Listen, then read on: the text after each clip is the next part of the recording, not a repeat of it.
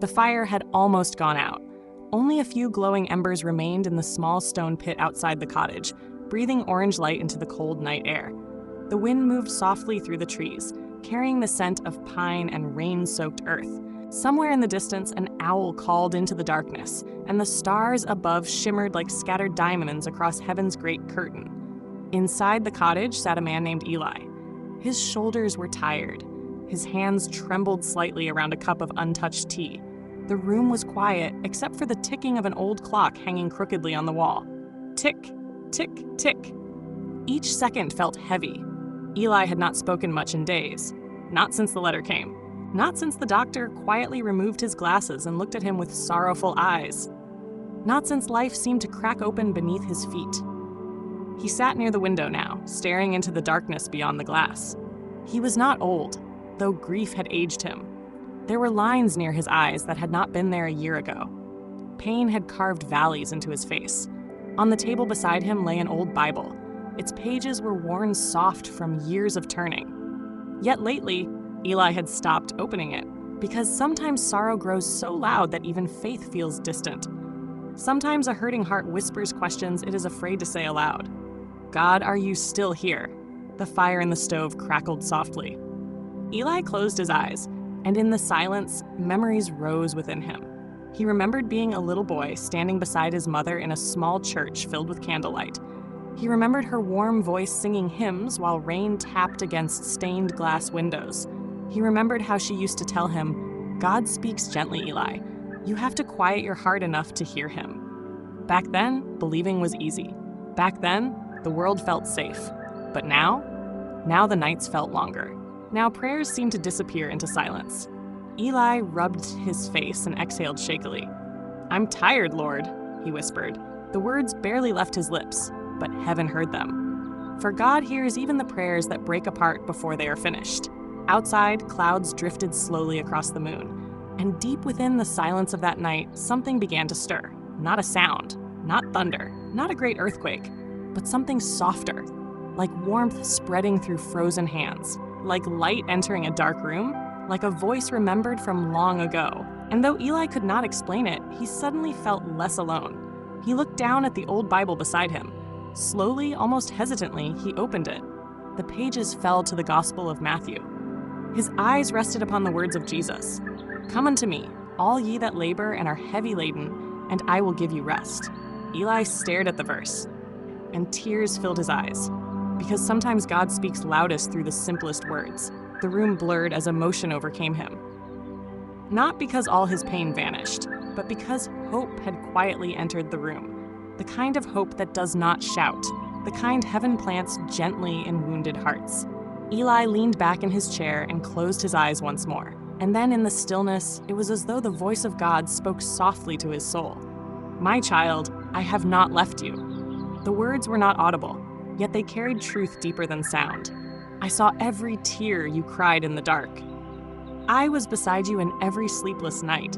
I know the burdens you carried, and even now I am holding you together. Eli covered his face and wept. Years of exhaustion poured from him like rain breaking through storm clouds, because something within him had forgotten a sacred truth.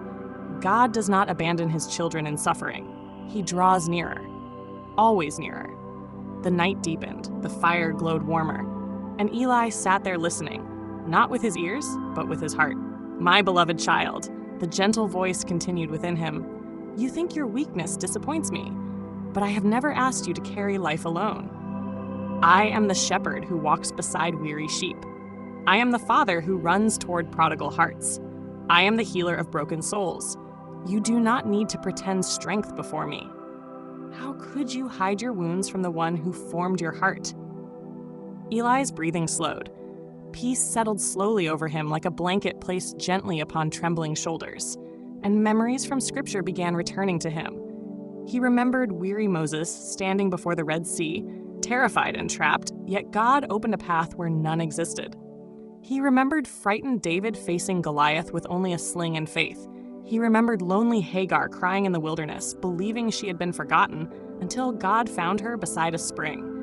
He remembered Peter sinking beneath stormy waters, reaching out desperately toward Jesus, and every story carried the same truth.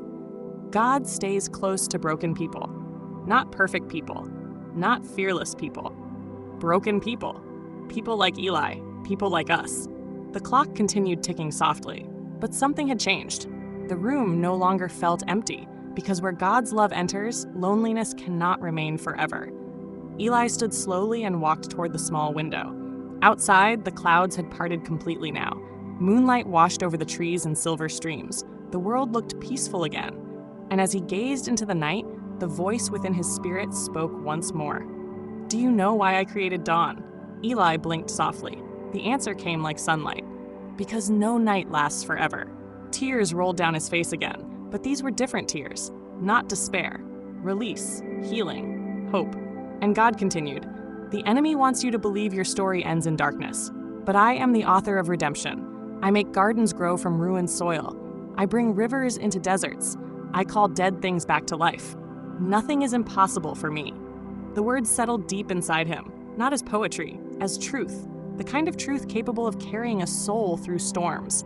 Eli looked down at his trembling hands, hands that felt weak, hands that had failed, hands that had held grief. And suddenly he remembered the hands of Christ. Scarred hands, nail-pierced hands, hands stretched upon a cross out of love for humanity. Jesus knew suffering. He knew betrayal, loneliness, agony, rejection. And because he suffered, he understood human sorrow completely. God was not distant from pain. He entered it himself. The fire crackled again. Eli returned to his chair and continued reading scripture late into the night. Every page seemed alive. Every promise glowed with fresh warmth. "The Lord is near unto them that are of a broken heart. Fear thou not, for I am with thee. When thou passest through the waters, I will be with thee." The words felt like healing oil poured gently over wounded places within him. Hours passed, yet he barely noticed, because for the first time in many months, his soul could breathe again. And somewhere beyond the visible world, heaven rejoiced quietly. For every time a hurting heart returns to God, angels celebrate. Not because God stopped loving them before, but because love has been remembered again. Near dawn, Eli stepped outside. The air was cold and fresh. Mist rolled through the hills beyond the cottage. Birds had begun their morning songs. The world felt newly washed. He lifted his eyes toward the horizon, where pale gold light slowly touched the edges of the earth. And there, standing beneath the awakening sky, Eli prayed. Not a polished prayer, not religious words, just honesty. "Lord, I still hurt, but I believe you are here. And maybe that is enough for today." The sunrise spread wider. Warm light poured over the trees. And once more, deep within his spirit, God answered gently, "Yes, my child, I am here, and I will never leave you." The days that followed were not magically easy. Pain did not disappear overnight. Questions still came. Fear still whispered sometimes in the darkness. But something inside Eli had changed. He no longer carried suffering alone. And that changed everything. Each morning he began sitting beside the window with his Bible open. Sometimes he read only a few verses. Sometimes he simply sat quietly in God's presence. But slowly, healing began unfolding inside him like spring flowers after winter. One afternoon, while walking through town, Eli noticed an elderly woman struggling to carry groceries across the street. Without thinking, he hurried to help her. She smiled warmly. "Thank you," she said softly. Her eyes held kindness, the kind born from surviving many sorrows. As they walked together, she asked, "How are you doing these days?" Eli almost answered automatically, "Fine," but instead he paused and told the truth. "I've been struggling." The woman nodded gently, as though she understood completely. Then she said something he would never forget. Sometimes God heals us by sending us to help others while he quietly heals us too. Those words stayed with Eli long after she disappeared down the street, because healing often begins not when pain ends, but when love continues despite pain. Weeks passed. Autumn slowly gave way to winter. Snow dusted rooftops. Candles glowed in cottage windows. And Eli found himself changing little by little. Not becoming perfect, but becoming softer, kinder, more patient, more aware of hurting people around him. One evening, he visited a small hospital chapel. He had gone there intending only to sit quietly, but inside he found a young woman crying alone in the back pew. Something urged him to sit nearby. After a while, she spoke. "My father is dying." Eli's heart ached for her. He did not have grand answers, no perfect speech. So he simply listened. And when she finished speaking, he quietly told her, "God stays close to broken hearts." The woman cried harder then, but not from despair, from relief. Because sometimes people do not need explanations. They need presence. The same presence God gives us. The same presence we are called to give one another. That night, as Eli walked home beneath falling snow, he realized something beautiful. The comfort God had given him was now flowing outward into others, like candlelight passed from flame to flame. And perhaps that is part of heaven's design. God heals hearts not merely so they survive, but so they become shelters for others. Winter deepened. Christmas approached. The town glowed with soft lights and evergreen wreaths. Children laughed in snowy streets. Church bells echoed through cold evening air. And on Christmas Eve, Eli attended midnight service for the first time in years. The sanctuary was warm with candlelight. Voices rose together singing, "O Holy Night." Eli stood among strangers and neighbors alike, and suddenly emotion overwhelmed him again. Not sadness, wonder. Because the story of Christmas is the story of God drawing near, the Creator entering human pain, light stepping willingly into darkness, love wrapped in fragile flesh. Jesus could have come as a king clothed in earthly power, but instead he came as a child laid in a manger, gentle, humble, approachable, so no broken person would ever fear coming close to him. As the congregation sang, Eli closed his eyes, and once more he felt that familiar warmth within his soul. "My child," God seemed to whisper, "this is who I am. I come near, to the lonely, to the weary, to the forgotten, to the fearful, to you." Tears slid quietly down Eli's cheeks, but he smiled through them, because for the first time in a very long time, his heart truly believed he was loved, deeply, completely, forever.